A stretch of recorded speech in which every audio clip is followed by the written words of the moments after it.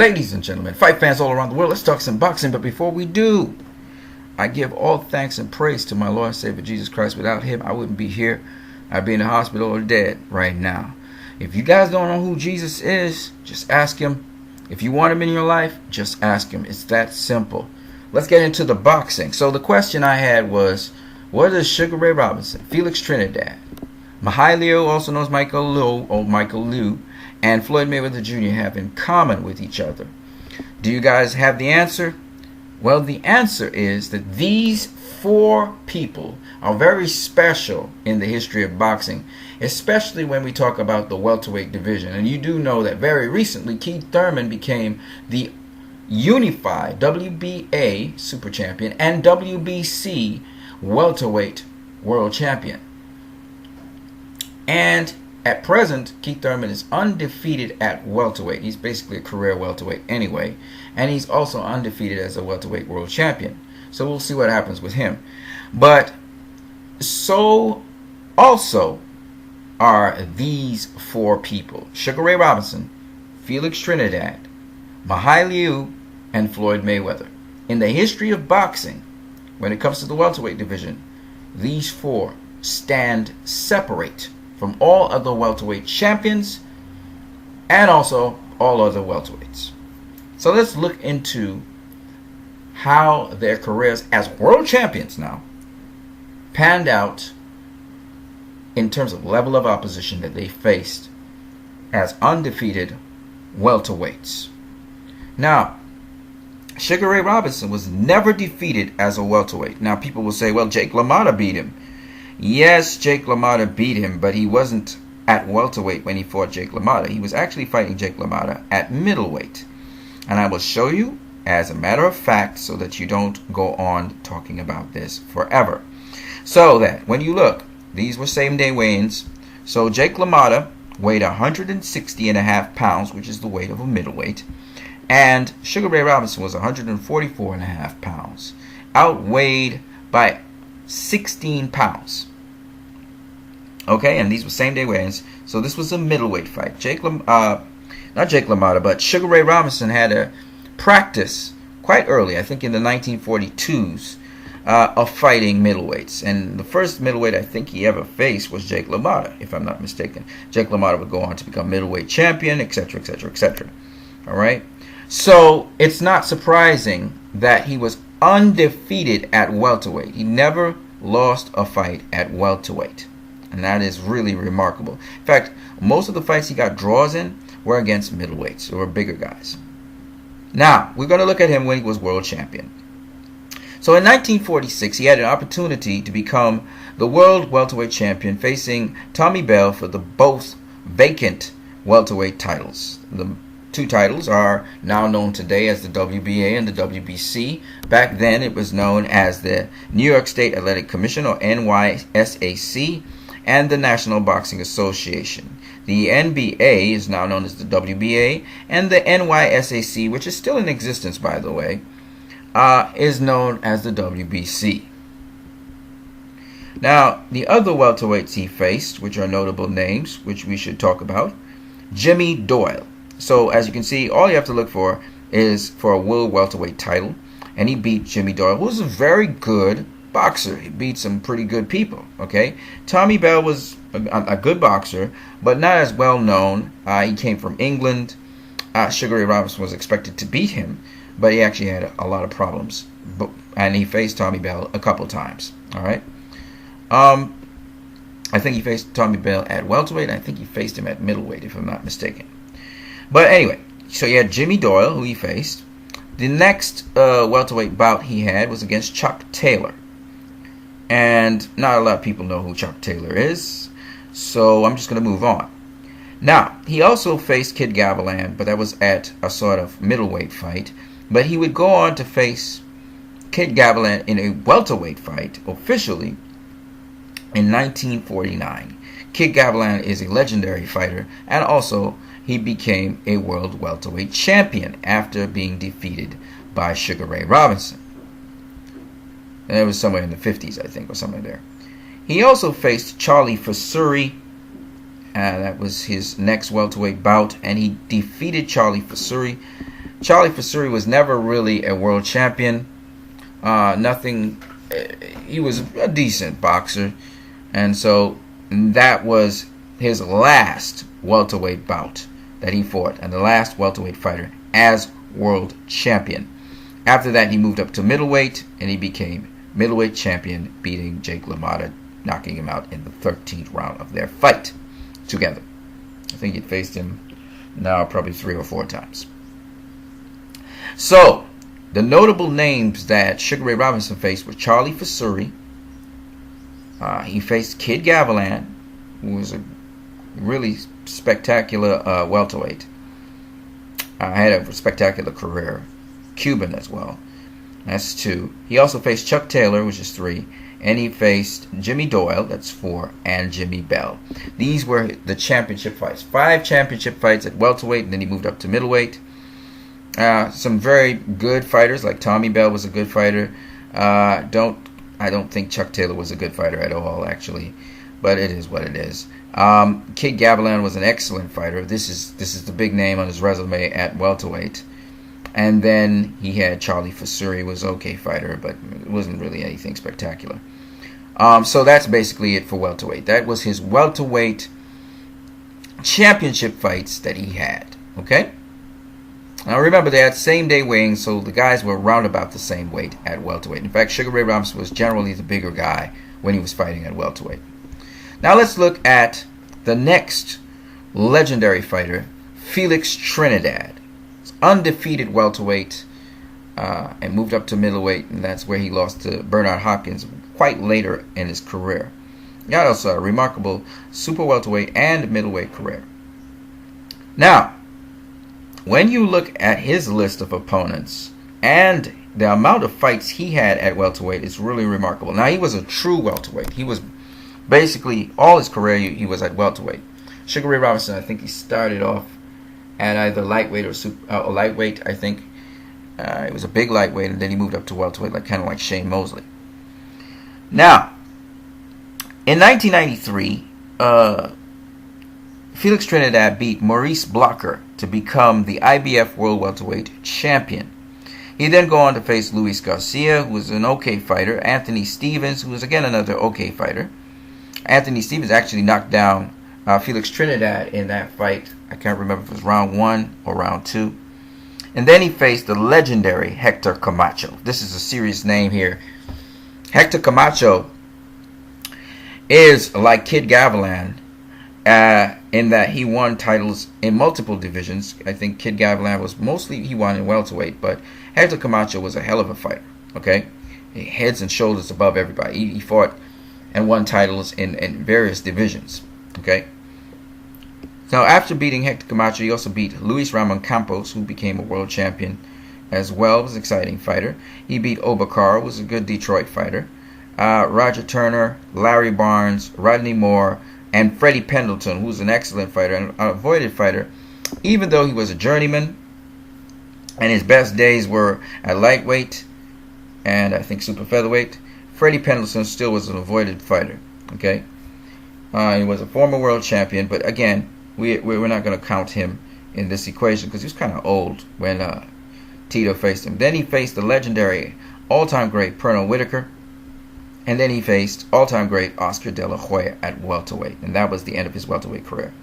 Now, how many fights did he have at welterweight? Unlike Sugar Ray Robinson, he had a ton of fights. He had 1, 2, 3, 4, 5, 6, 7, 8, 9, 10, 11, 12, 13, 14, 15, 16, 17 fights at welterweight. This guy was a true welterweight. 17 championship welterweight fights in which he also unified the welterweight titles, because at the time, in his era, they weren't unified like how Sugar Ray Robinson was able to inherit, all the titles in one fight. That wasn't so with Tito. Tito had to actually unify with another champion to become a champion. And by the way, this wasn't a vacant titles. These were real champions. And he also beat a real champion to become a champion. Okay, Maurice Blocker at the time was the IBF World Welterweight Champion. Wasn't a tremendously great world champion. Wasn't one of these all-time great world champions, but he was a world champion. Okay, so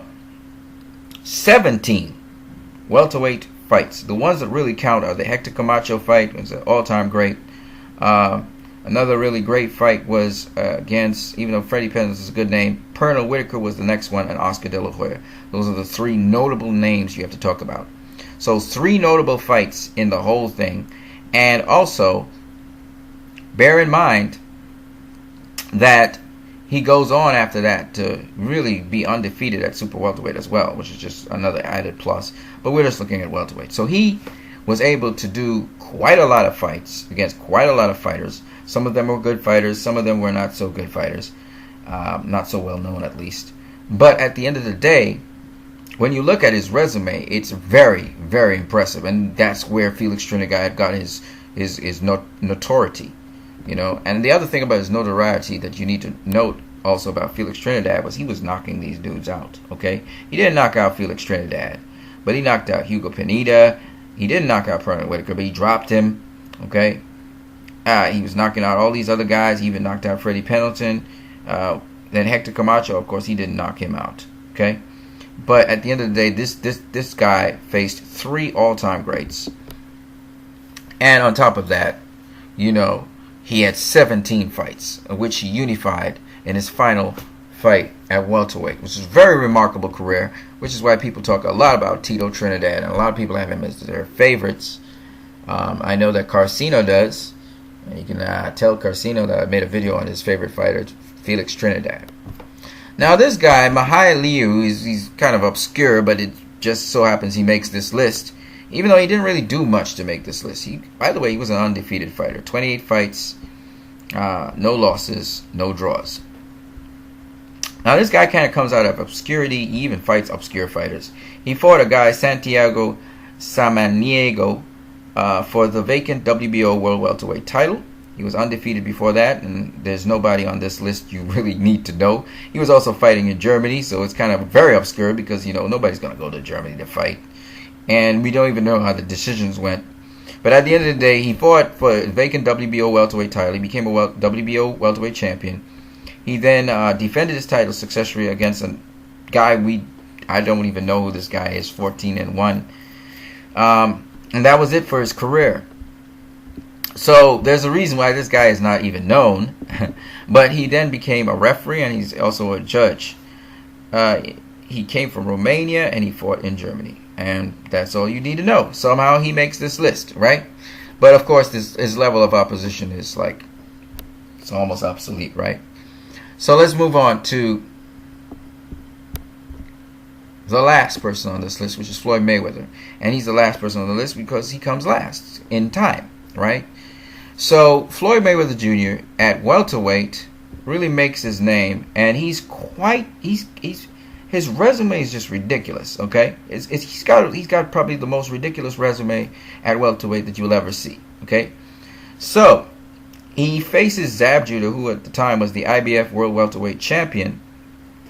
Even though he lost to Carlos Baldomir, he ended up having the IBF welterweight title still, and he beat Zab Judah. And Zab Judah is a name. Everybody knows Zab Judah is a name. Okay, he may not be a Kid Gavlan, but that's a hell of a way to begin fighting. Okay, Felix Trinidad didn't face nobody as known as Zab Judah with the kind of career and the kind of accomplishments Zab Judah had.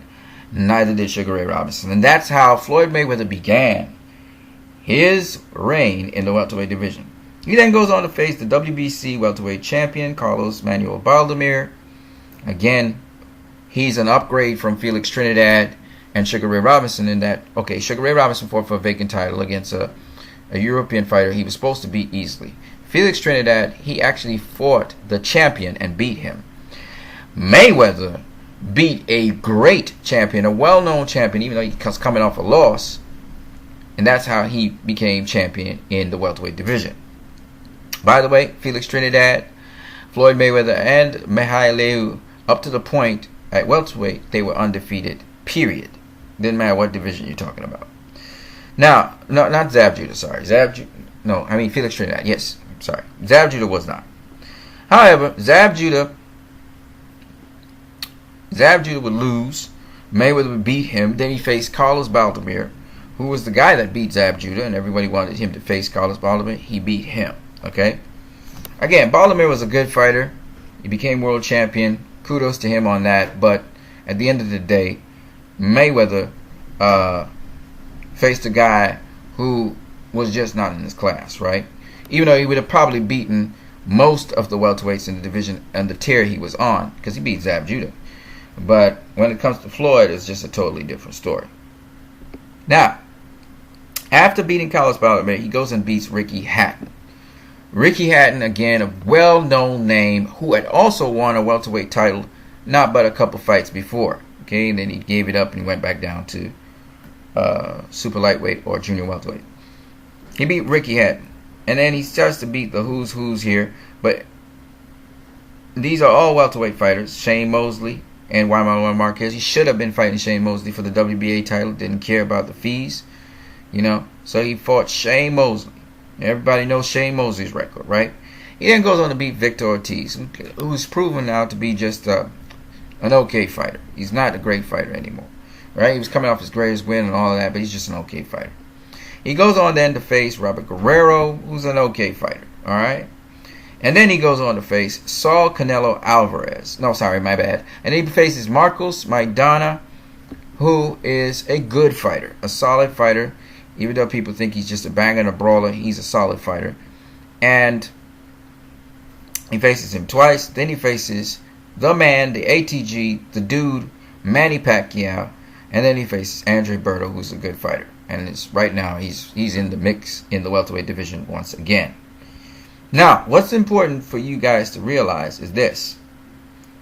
In terms of names that Mayweather fought, that is, guys on the level of what Felix Trinidad and Sugar Ray Robinson had. Sugar Ray Robinson had one guy, which was Kid Gavilan.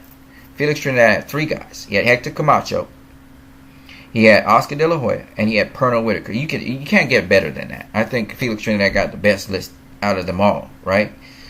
Mayweather, he ends up having the following names, right? We're talking all-time greats only. He had Shane Mosley. He had, and we're only talking about welterweight, right? Shane Mosley, and then he got Manny Pacquiao. That's it. Of course, you could talk about Juan Manuel Marquez as well, because Marquez is definitely an all-time great. That's three. But I still don't put, I should put Marquez in the same category as Hector Camacho. I should, right? Three of them. But at the end of the day, I'm not going to put him there. I'm thinking I'll put him a footstep below Hector Camacho, because Hector Camacho was able to beat two really all-time greats in Sugar Ray Leonard, and he was also able to beat Roberto Duran. Marquez was able to beat Pacquiao. That's about it, right? So I still put him a step below Hector Camacho. Definitely a couple of steps below. A couple steps below Oscar De La Hoya and also Pernell Whitaker. So when we talk about the person who faced the best opposition out there, I think Felix Trinidad did that, okay? But not consistently now, okay? When we're talking consistently good fighters and the best fighters, that would be Floyd Mayweather, right? So, but Mayweather still got his all-time great. He got Marquez. Manny Pacquiao is a beast, so that's a trump card right there. And Shane Mosley, he ain't no slouch. So at the end of the day, that's what Mayweather's three great names are, and he has got a number of good fighters. But at welterweight, which is what we're talking about, he faced 1, 2, 3, 4, 5, 6, 7, 8, 9, 10, 11. He had 10. He had 11 welterweight championship fights, in which 11 welterweight fights, which is really what more important. 11 welterweight fights. It's really 12 if you count in when he was welcomed to the welterweight division. It's 12 of them. So he has 12. Felix Trinidad 17. Sugar Ray Robinson had 5. Okay? And when you look at that, it's really amazing how much the modern fighters actually have over the older fighters. Okay? Now, Mihali shouldn't really be in this equation because he's just kind of lucky. Oh, by the way, the other thing is Mayweather unified a number of titles. He didn't just unify two. He unified the WBC, the WBA, and the WBO. And then at another point in time, he also unified the IBF. He had the IBF when he beat Zab Judah. And he also had the IBF. So he had basically all four titles at some point in his career. Some people say he's undisputed. I don't think he was undisputed. But what I can say is he, at some point in time in his career, had all four titles. So that's something worth talking about as well, right? Remember, Sugar Ray Robinson was an undisputed world champion, right? Felix Trinidad never was that, but he was unified, right? Floyd Mayweather was never that. He was unified. But when you look at what the championship fights that Sugar Ray Robinson had, Felix Trinidad had, and Floyd Mayweather, the guy with the most consistent amount of top quality opposition is Floyd Mayweather, right? The guy who fought the best opposition possible that you could ever face is Felix Trinidad. He faced 3 all-time greats, which nobody disputes how great they are, okay? Sugar Ray Robinson has the honor of being an undisputed welterweight world champion. He was able to inherit get 2 of the titles that were necessary in his time. It was just 2 titles you needed to get. In one fight, they were vacant, and that's how he was able to become, undisputed welterweight champion. Felix Trinidad had to accumulate his titles, and Floyd Mayweather, I guess he had the hardest task because he had more titles to accumulate. He had to accumulate his titles as well. And he did very well to be undisputed, collecting 3 titles, okay? First he collected the IBF, then he didn't have it anymore, and then he collected the WBC. He would retire, he'd come back. He could have had the WBA before, but he didn't pay the sanctioning fees, so he got the WBC back. Then he got the WBA when he faced Marcos Maidana. Then he got the WBO when he beat Manny Pacquiao. So he actually worked the hard way to get his titles like Felix Trinidad did. I would say he worked even harder because he stayed at welterweight, and it wasn't his plan to collect all them titles, but he ended up collecting 3 titles. In fact, if you start off with the first one, IBF, which he didn't keep, he had the IBF. I think he was stripped of the IBF or something because he didn't face his mandatory or something. IBF has certain rules. So he got the IBF, then he went and got the WBC, and he wasn't trying to collect straps. It's just the way it worked out. And then he retired, and he came back. He got the WBC from Victor Ortiz. This was to face Manny Pacquiao, was the WBO champion. He didn't get through, so he went on to get the WBA after he defended the WBC a couple times. He went on to get the WBA title from Marcos Maidana, and then he got the WBO from Manny Pacquiao.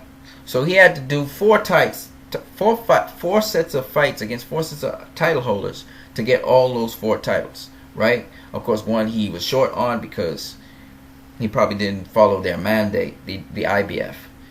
So he had to get more titles to become undisputed world champion. And no one so far in the welterweight division has collected all 4 titles, because it's much harder now to become undisputed, because you have to catch more titles to become undisputed, you see? And so that's a remarkable feat on Floyd Mayweather's part. And it's also a remarkable feat on Felix Trinidad's part to get those 2 titles, because you didn't have to fight 1 fight to get those 2 titles. You understand what I'm saying? People make a big deal out of it being undisputed world champion, but you got to understand, you still have to go and collect those titles if you are somebody who's not undisputed. You understand? So it really is harder to become undisputed now than it was back then, when everybody you just fight 1 fight and you get both titles, because usually the title holder had both titles. You know what I mean? So I just wanted to make that point with you guys about the 4 undefeated welterweight world champions in the history of boxing. And they're very special names, and they deserve to be. And this is another reason why I talk about Floyd Mayweather being TBE. I'm going to show you something else. Don't worry. He's on another list of very rare people. And when you put those 2 lists together, he becomes very, very, very special. Okay? So, first of all, Sugar Ray Robinson. Now, the important thing I want you guys to understand is another thing. A lot of the oldies, or the historians and stuff, they make a big deal out of Sugar Ray Robinson. Oh, he was undefeated as welterweight champion. He also was undefeated as welterweight, by the way. He is undefeated as welterweight champion, and he fought so many great fighters as world champion. Well, actually, he only fought one great fighter as a world champion, right? As a welterweight world champion. Now, he did fight some other notable world champions or former world champions, and Sammy Angut and so on. But that was before he was world champion, right? Nonetheless, my point is this. That people make these great wows about these former greats. And I'm not knocking the former greats. Notice I give Sugar Ray Robinson his props. You have to understand it was a different time. Sometimes people just can't separate times from each other. It was a different era in Sugar Ray Robinson's era. So when Sugar Ray Robinson accomplished the certain things that he did, people were wowed back then. And people still put Sugar Ray Robinson as the greatest this and the greatest that. But that's because at the time, the people who were there in the time were wild about it. Okay? But if you now fast track that to the present time, there are fighters who have done more than Sugar Ray Robinson. I just proved my point. Felix Trinidad has done more than Sugar Ray Robinson at welterweight. That's not an if or but. You just look at the level of opposition Felix Trinidad faced at welterweight. You look at the level of opposition that Sugar Ray Robinson faced at welterweight. And you know that Felix Trinidad, as world champion now, you know that Felix Trinidad got the better opposition. Now, if you're not talking as world champion, Sugar Ray Robinson also faced Henry Armstrong. Okay? Of course, Henry Armstrong was a shot fighter when Sugar Ray Robinson faced him, and we know the history of that. Henry Armstrong was really just doing it for the money, okay? But that's not the point. People are going to say, oh, he has Henry Armstrong on his resume. Well, if you want to go that way, a primed, undefeated Oscar De La Hoya, are you serious? Are you serious? You're going to take a prime, undefeated Oscar De La Hoya, and you're going to take a shot Henry Armstrong, and you're going to say that Felix Trinidad faced lesser opposition than Sugar Ray Robinson? Are you serious? Oscar was 31-0-0 when he faced Felix Trinidad. People can argue that Oscar beat Felix Trinidad because Felix Trinidad was whipping Oscar's tail coming down the final stretch. And yeah. Oscar did win more rounds. I give you that. But Oscar did feel something from Felix Trinidad, and he didn't want nothing to do with it, okay? Pernell Whitaker, and even so, he was trying to box Felix, and Felix was still tagging him. Pernell Whitaker, come on now. That was a straight-up win for Felix Trinidad. Pernell Whitaker was a legend, man. Legend. Yeah, you could say he was a little bit on the downslope, but he wasn't like Henry Armstrong shot. Everybody know Pernell Whitaker wasn't shot, right? He was a little slower. I'll give you that, but he wasn't shot. Okay? He wasn't world champion, but he wasn't shot, right? Now, Oscar De La Hoya was world champion. Okay, let's go to the other guy. The other guy they talk about was a legendary fighter. It's Hector Camacho. Obviously, Hector Camacho wasn't a world champion when he faced Felix Trinidad, right? But he's a legendary fighter nonetheless. He wasn't shot when he faced Felix Trinidad. That's my point. He wasn't shot. The only other people who beat Hector Camacho at the time was Julio Cesar Chavez. Okay? And then the other person, I don't know if it was Oscar De La Hoya. It could have been Oscar De La Hoya. Okay? Those are the only two people who had beaten Hector Camacho. Alright? Skilled southpaw, by the way. Sugar Ray Robinson didn't face southpaws in his time. So I'm just saying, I think that sometimes people go and over-exaggerate because of the impact that a fighter had in his time for them. They pass down this information. Oh, he was the greatest at welterweight. Oh, he's undefeated at welterweight. Yeah, he was, but as a champion, he only had 5 welterweight fights, and the best welterweight he faced was Kid Gavilan.